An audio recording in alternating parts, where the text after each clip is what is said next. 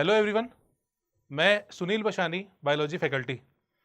तो बच्चों फाइनली आप अभी बोर्ड एग्ज़ाम जो दे रहे हैं उसमें आपने दो मेन पेपर फिजिक्स और केमिस्ट्री का एग्ज़ाम दे दिया है और मैं उम्मीद करता हूँ कि अच्छा गया होगा एग्ज़ाम। अब आपका जो मेन पेपर है बायोलॉजी का, जो कि है 25 मार्च को, ये आने वाला है। और अगर इससे पहले देखा जाए, इसके पहले वाला जो एग्ज़ाम है वो हिंदी का एग्ज़ाम है 15 मार्च को। तो ये जो गैप है, मतलब 9 दिन का लगभग गैप है बायोलॉजी के एग्जाम में। तो इस गैप को किस तरह से यूटिलाइज करना है और हमें किस तरह से एक अच्छी स्ट्रैटेजी फॉलो करनी है इस गैप के समय, ताकि हमारा प्रॉपर टाइम से सब कुछ खत्म हो जाए, अच्छे से रिवीजन हो जाए और हम बहुत अच्छा पेपर बायो का कर सकें। तो आइए देखते हैं, आइए समझते हैं कि इन गैप को हम किस तरह से यूटिलाइज करें और कैसे हम उसमें अपनी प्रिपरेशन को आगे बढ़ाते जाएं।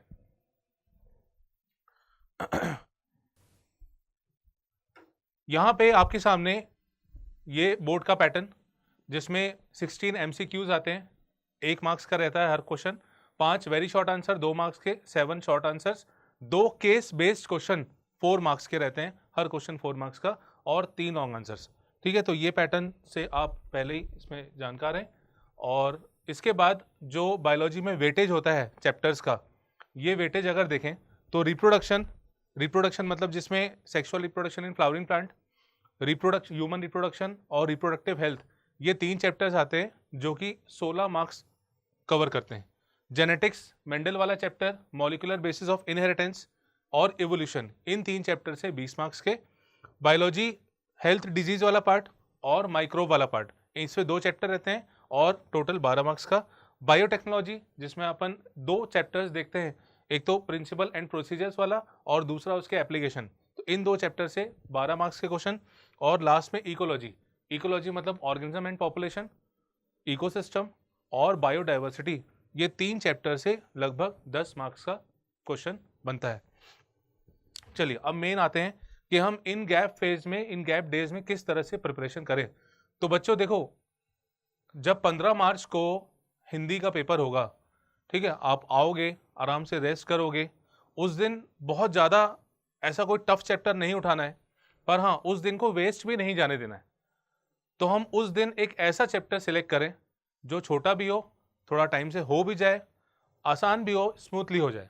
तो ऐसे चैप्टर्स हैं जैसे माइक्रोब्स इन ह्यूमन वेलफेयर, या आप रिप्रोडक्टिव हेल्थ उठा सकते हो, या बायोडाइवर्सिटी उठा सकते हो। तो ये कुछ छोटे छोटे चैप्टर्स हैं जिनको आप उस दिन प्रिपेयर कर सकते हो। वो टाइम आपको लॉस नहीं करना है, वो दिन आपको जाने नहीं देना है। ठीक है, अब इसको पढ़ने का तरीका क्या होता है, देखिए, जैसे मान लीजिए 15 मार्च को हम हिंदी का एग्जाम देके आए और उसके बाद हमने शाम को ये चैप्टर उठाना शुरू किया। तो सबसे पहले आप उस चैप्टर के, आपके पास जो हैंड रिटन नोट्स हैं, शॉर्ट नोट्स हैं, उसको आपको स्टडी करना है। एनसीईआरटी कवर करनी है, एनसीईआरटी की पूरी रीडिंग करनी है उस चैप्टर की। अगर उस चैप्टर में कोई डायग्राम है तो उस डायग्राम को अच्छे से लेबल्ड फॉर्म में बनाना है, प्रैक्टिस करनी है। फिर इतना होने के बाद फिर उसके पीवाईक्यूज सॉल्व करने हैं और पीवाईक्यूज के साथ फिर साथ में सैंपल पेपर सॉल्व करना है। सैंपल पेपर सॉल्व करने का फायदा ये है कि आपको उस चैप्टर से किस तरह के क्वेश्चंस बनते हैं, चाहे वो वेरी शॉर्ट हो, चाहे शॉर्ट हो, चाहे लॉन्ग हो, चाहे केस बेस्ड हो, इन सब का आपको आइडिया हो जाएगा कि किस तरह से आपको प्रिपरेशन करनी है। तो आते ही साथ जिस दिन पेपर होगा उस दिन शाम को जब भी आप रेस्ट करके फ्री हो जाए, उठें, तो उस दिन आपको एक छोटा चैप्टर उठाना है। मैंने यहाँ पे एग्जाम्पल के लिए रखा है माइक्रोब्स इन ह्यूमन वेलफेयर। ठीक है, अब इसके बाद आपके मेन डेज जो शुरू होते हैं, उसमें 16 मार्च में एक थोड़ा सा बड़ा चैप्टर रखा है, sexual reproduction in flowering plant. Same pattern वैसे नोट्स करने हैं, एनसीईआरटी करनी है। इसमें डायग्राम कई सारे हैं बच्चों, इसमें डायग्राम कई सारे हैं और वो सीधे सीधे लेबलिंग के लिए आते हैं या उसको ड्रॉ करने के लिए आता है। अगर लॉन्ग आंसर में कोई क्वेश्चन ऐसा आ रहा है जिसमें डायग्राम है, तो उसमें आप डायग्राम जरूर बनाएं, क्योंकि बायोलॉजी में 70 में से 70 स्कोर किया जाता है। आपका प्रेजेंटेशन अच्छा होना चाहिए और जिस क्वेश्चन में डायग्राम की रिक्वायरमेंट है आपको वहां पे उसको देना पड़ेगा।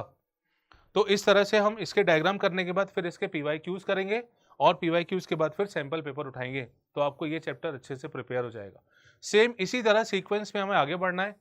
जो अगला दिन आता है 17 मार्च का, उसमें ह्यूमन रिप्रोडक्शन, थोड़ा सा बड़ा चैप्टर है पर इजी है, और उसके साथ में रिप्रोडक्टिव हेल्थ। पैटर्न वही है, नोट्स पढ़ने हैं, एनसीईआरटी पढ़ना है, डायग्राम करने हैं और साथ में पीवाईक्यूज करने हैं और सैंपल पेपर करना है। अगले दिन पे आते हैं 18 मार्च पे, तो यहाँ पे थोड़ा सा बड़ा चैप्टर है ह्यूमन हेल्थ और डिजीज, पर इजी होता है ये, थोड़ा सा याद करने वाला पार्ट इसमें ज़्यादा है। इवोल्यूशन थोड़ा सा दिक्कत करता है, तो यहाँ 18 मार्च को आपको थोड़ा सा मैनेज करना पड़ेगा, ऐसी स्पीड रखनी पड़ेगी कि दोनों चैप्टर आपके कवर हो जाएं, अच्छे से कवर हो जाएं। ठीक है, पैटर्न इसमें वही है, वही सब फॉलो करना है। लास्ट में सैंपल पेपर जरूर करना है बच्चों, क्योंकि सैंपल पेपर से आपको एक कॉन्फिडेंस आएगा। अच्छा, दूसरी बात ये कि जब आप इन चैप्टर्स को प्रिपेयर करेंगे तो आपको भी पता रहेगा कि हमें इसमें ज़्यादा हमारे टफ टॉपिक कौन से हैं, तो उन टफ टॉपिक को कहीं ना कहीं आप मार्क करके रखें। ठीक है, क्योंकि लास्ट में एक दिन हमें ऐसा भी देना है जब हम इन टफ टॉपिक को आखिरी में रिवाइज कर सकें। तो इसके बाद 18 मार्च को फिर 19 मार्च में principle of inheritance and variation, ये थोड़ा सा बड़ा चैप्टर है, इसमें क्रॉस पर बेस्ड क्वेश्चंस थोड़े ज़्यादा आते हैं, केस बेस्ड क्वेश्चन जो होते हैं इसमें थोड़े से कंफ्यूजन वाले रहते हैं, तो इसके सैंपल पेपर आप जरूर करें, आपको आइडिया हो जाएगा कि किस तरह से हम ऐसे क्वेश्चंस को अटेम्प्ट करें। ठीक है, 20 तारीख को मॉलिक्यूलर बेसिस ऑफ इनहेरिटेंस, सबसे बड़ा चैप्टर, सबसे बड़ा चैप्टर, ढेर सारे डायग्राम, ढेर सारे ऑब्जेक्टिव बनने के चांसेस, ढेर सारे थ्योरी वाला पार्ट बनने के चांसेस, डायग्राम बेस्ड क्वेश्चंस और डायग्राम में लेबलिंग वाला पार्ट भी।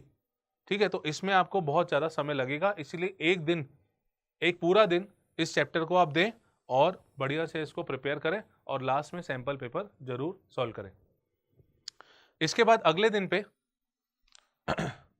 21 मार्च बायोटेक्नोलॉजी फर्स्ट पार्ट थोड़ा सा कहीं दिक्कत करता है, जैसे सिलेक्टेबल मार्कर वगैरह पार्ट या वेक्टर वाला पार्ट, पर आगे का पार्ट इजीली हो जाता है। और सेकेंड पार्ट है इसका एप्लीकेशन वाला, तो एप्लीकेशन थोड़ा इजी चैप्टर है, तो इन दो चैप्टर को एक साथ आप अच्छे से कर सकते हैं। साथ में एनसीईआरटी नोट्स, पीवाईक्यूज सब कुछ आपको कवर करना है, सैंपल पेपर करना है। 22 मार्च में ये इकोलॉजी वाला पार्ट है बेटा। इकोलॉजी में ऑर्गेनिज्म पॉपुलेशन में अब हालांकि पॉपुलेशन वाला पार्ट ही मेन बचा है, ऑर्गेनिज्म ज़्यादा कुछ नहीं है, वो तो सिलेबस से हट गया है, तो पॉपुलेशन वाला पार्ट, ऑर्गेनिज्म का छोटा सा पार्ट जो एनसीईआरटी में शुरुआत में दिया हुआ है, इकोसिस्टम और बायोडाइवर्सिटी, ये तीनों छोटे चैप्टर्स ही हैं, तो एक दिन में आपके ये तीनों चैप्टर्स आसानी से हो सकते हैं। ठीक है, तो इनके भी आप क्वेश्चंस की प्रैक्टिस करें। अब यहाँ पे जो 23 मार्च वाला पार्ट है, देखिए अब आपने सिलेबस वाला पार्ट पूरा कंप्लीट कर लिया है 22 मार्च तक। 23 मार्च का दिन जो होगा उसमें आपको मेन चैप्टर्स में, मेन चैप्टर जो ज़्यादा वेटेज वाले हैं, उन वेटेज वाले चैप्टर्स को कवर करना है, एक बार क्विक रिवीजन करना है, जैसे मेंडल वाला चैप्टर या molecular basis of inheritance. Biotechnology में फर्स्ट पार्ट, हो सकता है कि आपको इवोल्यूशन वाले चैप्टर में भी कहीं ना कहीं कोई दिक्कत आती हो, तो ऐसे पार्ट को आपको 23 तारीख को इनको रिवाइज करना है। ठीक है, और फाइनली जब ये हो जाएगा, आप जब क्वेश्चंस सॉल्व करेंगे, अच्छा इस दिन पे लगभग सैंपल पेपर 2 से 3, लगभग 2 से 3 सैंपल पेपर आपको सॉल्व करने हैं फुल सिलेबस के। फुल सिलेबस के आप पेपर जब सॉल्व करेंगे तो आपका कॉन्फिडेंस बहुत अच्छा हो जाएगा, क्योंकि आपको अब क्वेश्चन बनेंगे, क्योंकि सब कुछ कवर कर लिया है आपने 22 मार्च तक, और फाइनली जब ये पेपर उठाएंगे तो आपको डेफिनेटली क्वेश्चंस बनेंगे। अब जो आता है लास्ट डे यानी 24 मार्च, 25 को तो आपका पेपर ही है, 24 मार्च के दिन आप कुछ इंपॉर्टेंट टॉपिक्स रिवाइज करें। जिन टॉपिक्स में आप फंसते हैं उन्हीं टॉपिक्स को बस रिवाइज करें, क्योंकि ऑलरेडी आप सब कुछ पढ़ चुके हैं। Multiple choice question, MCQs solve करें और प्रीवियस ईयर क्वेश्चन जरूर देख के जाएं। तो इस दिन आप 2-3 पेपर सॉल्व कर सकते हैं। इंपॉर्टेंट टॉपिक्स का रिवीजन जरूरी है, क्योंकि कई टॉपिक्स ऐसे होते हैं जिन्हें हम बार बार भूलते हैं, तो ऐसे टॉपिक्स को आपको डेफिनेटली इस दिन के लिए रखना है। शाम को रिवीजन करके प्रॉपर टाइम पे ख़त्म कर दें, रात में प्रॉपर नींद लें और फ्रेश मूड से 25 तारीख को एग्ज़ाम देने जाएं।